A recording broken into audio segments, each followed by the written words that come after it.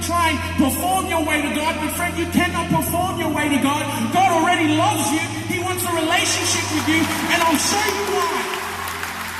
Because at the very beginning of the Bible, Genesis 3 reveals the character and the nature of this amazing, incredible God.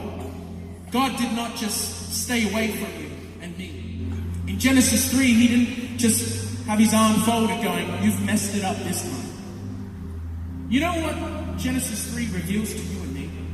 Is God came moving towards humanity. In our mess, in our brokenness, God came to revive that which was dead, which was asleep. God came looking for every single human being that was hiding, that was running from him, and he called out, where are you? He didn't leave you to be by yourself. God came moving towards humanity because he wants a relationship with you. And I will say this, God is calling out to this generation, the youth revival generation, the generation that will be the generous generation, the radical Jesus generation, the generation where every expert in the world is labeling this generation all doom and gloom. But we've got faith to believe that this generation will rise up and do something incredible in Manila, in the Philippines, because God is moving towards humanity, and youth revival is about understanding God is not distant. In fact, he is what Laura's saying. He wants interaction with you. God is calling out to this generation.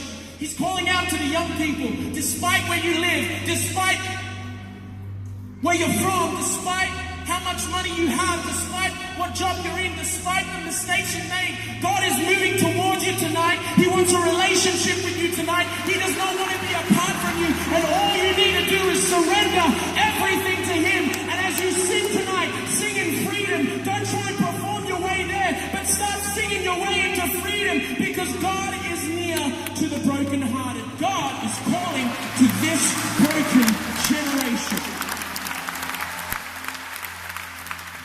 In a moment, I'm going to ask these guys to sing a song. What you got to understand is God uses the broken to reach the broken.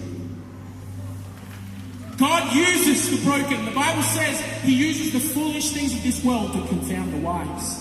Psalm 34 verse 18 says that he is moving towards the brokenhearted. God uses, you and I, we throw out what is broken. We're like, we don't need that anymore. But God says, no, this is the one I'm going to use right here. He chose Sarah, who was barren. He chose Abraham, who was old. He chose David, who was just but a 13-cheese shepherd boy. He chose Gideon, who doubted. He chose Lazarus, who was dead. He chose Peter, who denied. He chose Saul, later known as the Apostle Paul, who killed and murdered Christians. If God can use those broken people, friend, he can use you to reach